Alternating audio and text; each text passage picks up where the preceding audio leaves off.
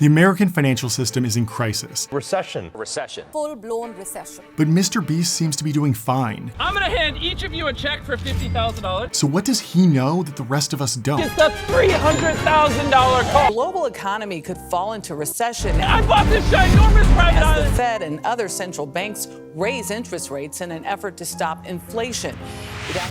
I was recently talking with some other YouTubers, and they asked me how the recession would affect creators. It's a good question, and we don't really have much history to draw from here, because the last time there was a major financial crisis, YouTube was only a few years old. Now, tons of creators have built independent video businesses, so if a recession causes ad revenue and sponsorships to dry up, they could be in a really tough situation. Let's analyze Jimmy's business to understand this recession and its impact on the creator economy. Here's what we know so far. The United States economy is going into a recession, and inflation is at 40-year highs. But here's the really interesting thing. When I listen to Mr. Beast talk about his business, he sounds more like someone teaching at Harvard Business School than a college dropout with a YouTube channel. There's no such thing as a perfect video. Like, someone should always call you and it on your video, because it could be better. Like, imagine the compound effect over that time span. It's invaluable. He has really mastered the business side of YouTube, so creators should be studying this stuff extremely closely, because anyone can use his tactics. Let's start with the most basic element of his business, his main channel videos. Any channel with more than 1,000 subscribers can start earning money from YouTube AdSense. Before a video plays, YouTube shows an ad and pays the creator a portion of the earnings. When you're bringing in billions of views like Mr. Beast, this can quickly add up to millions of dollars. But there's a problem. See, recently there was a change to the way these ads get tracked, and it's reducing the amount of money that goes to creators like Mr. Beast. When Apple launched iOS 14, they included a pop-up notification that asked the user if they wanted to be tracked while using a particular app. The idea was to give iPhone users more control over their privacy, but it had some big implications for creators. The pop-up gives you two options. You can either ask app not to track or allow tracking. Disabling tracking doesn't really change anything about the app you're using, so most people click Ask App Not to Track. The problem is that now advertisers don't know if their ads are effective, so they wind up spending less. This only affects iPhone users, but a lot of people watch YouTube on iPhones. I just looked at my own YouTube analytics, and basically 20% of the audience is watching on iPhones. This number is only growing though, and it's already having a big impact. Google owns YouTube, but when they report their financials, they still separate out Google search from YouTube ad revenue. And by looking at the difference, we can predict how creators will be affected. And here's where it gets worrying. YouTube's ad business is underperforming right now, while Google search is doing better than expected. When you watch a Mr. Beast video on an iPhone, you're probably watching it in the YouTube app. During that video, a YouTube ad plays, but you probably won't click on the ad. You need to see the end of that video after all. But maybe later on, you'll go and check out the company in the ad and maybe even make a purchase. Normally, the company would be able to recognize that you saw an ad during that Mr. Beast video and link your purchase to that ad, but not anymore. Now, Google search works differently. Most people use Google search in a browser, and Apple can't block tracking there. But this doesn't help creators, since they aren't the ones powering Google search. What this means is that advertisers are pulling back from YouTube and shifting to Google search ads. These are the brands that ultimately pay for the ads that fund so many great channels on YouTube, so this could really hurt creators if the trend continues. But Mr. Beast has thought ahead and uses two strategies to maximize the amount of ad revenue he makes from each video. Once a Mr. Beast video goes live, he doesn't just let it sit there. He instantly starts translating it into as many languages as possible in order to maximize his reach. 90% of the world can't even watch this stuff. A gente acabou de atingir 100 milhões de inscritos. Плачу за все, что ты уместишь в этот треугольник. Willy Wonka की chocolate factory असली दुनिया में बनाई है और आज इन This will ultimately increase the amount of money YouTube pays him for a given video. Instead of worrying about a potential drop in the amount of money he gets for a single view on YouTube, Mr. Beast is proactively going out and getting more views for his content. But he doesn't stop there. He's actually started working with financial partners to sell the rights to future revenue streams from videos in his back catalog. He gets a big check up front to fund his operations and scale up his business, in exchange for the future ad revenue that will come in from an old video. It's a great deal for him, and it could help smooth out cash flows if the recession leads to a slump in part of his business. AdSense is just a small piece of most businesses built on YouTube these days though, and for good reason. The ads that YouTube runs during a video are hard to track, and they have no real connection to the personality on display in the video. But that leads us to how Mr. Beast changed the art of the brand deal. Advertisers don't care about showing an ad to millions of people if no one actually goes and buys their product. And as we've seen, it's getting harder and harder to track the ads that YouTube automatically places in videos. But brand deals get around this issue. When MrBeast mentions a sponsor in a video, he doesn't just throw the logo up on the screen and expect you to go buy the product. He always shouts out a specific coupon code that you should use at checkout. This allows the brand to know with certainty that a specific customer bought because they watched a MrBeast video.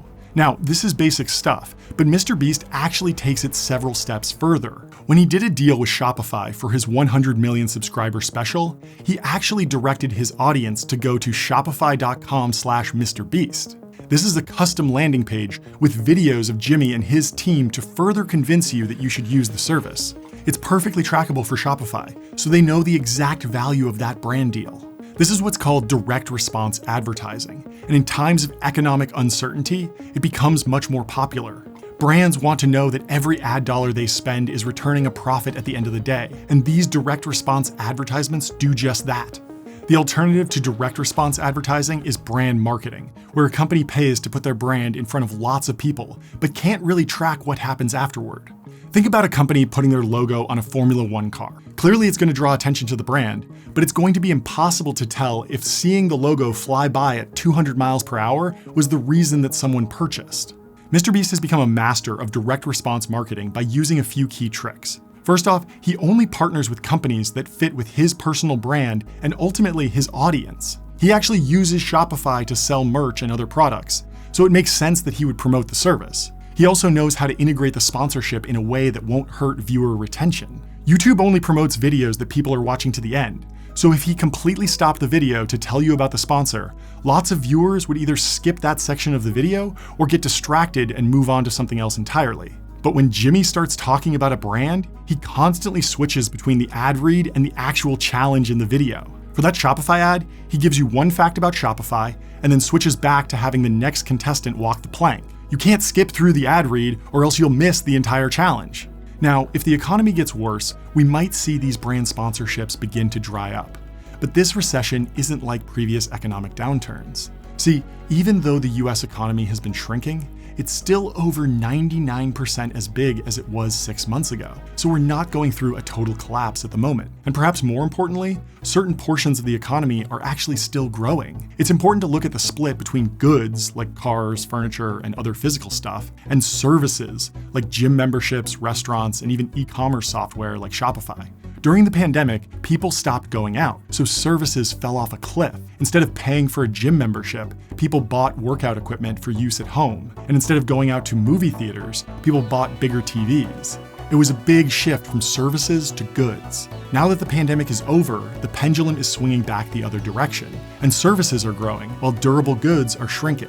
And this is another place where MrBeast is very well positioned. Over the past year, he's only done brand partnerships with service-based businesses, Shopify for e-commerce, Current for credit cards, Experian for credit monitoring, and the Brawl Stars mobile game. All of these are services businesses that are likely to continue making money even in a recession. But the really interesting thing about Jimmy's brand deal strategy is how few he does. Out of his last 16 videos, only 6 had brand sponsors. You might think he's leaving money on the table, but he's actually just employing another key strategy for profit maximization, selling his own products. In order for a brand integration to work, both the creator and company sponsoring the video need to make money. This creates a problem though. When MrBeast promotes a company, he doesn't capture all of the profit he generates for that business. If he did, there would be no point for the business to sponsor the video. But by building his own businesses from the ground up, he avoids this problem. That's what he's done with both Feastables and Beast Burger. He owns those brands and doesn't need to negotiate a revenue share to promote them. Both these businesses are fascinating because of how they demonstrate Jimmy's understanding of his audience. Chocolate bars and hamburgers are basically the most popular food items in the world. They're everywhere, and this cuts both ways. On the one hand, many people would say that both markets are extremely crowded, which should make it hard to compete. How can MrBeast be expected to compete with Snickers and McDonald's when both of those companies have billions of dollars at their disposal? Well, it comes back to his brand integration strategy. When McDonald's wants to advertise, they need to pay someone to do it. They don't own their own media channels. I mean, McDonald's does technically have a YouTube channel, but it's not exactly posting bangers. So when Mr. Beast can advertise his products essentially for free, he can drive growth in those businesses. And this is something that's really important for creators to understand. Building a business that you can advertise on your own channel for free allows you to basically capture twice as much value as partnering with an existing brand. We're going to be seeing a lot more of these creator-owned businesses in the future, because every creator should look at what brands are sponsoring them and see if it's possible to build their own version. Jimmy is now on a hiring blitz, even while many companies are doing layoffs. He's made everyone reconsider how big a YouTube business can get, and that's why Silicon Valley billionaires are constantly shouting him out. So if you want to fully understand his playbook for scaling a YouTube business like a Silicon Valley startup, just watch this video next.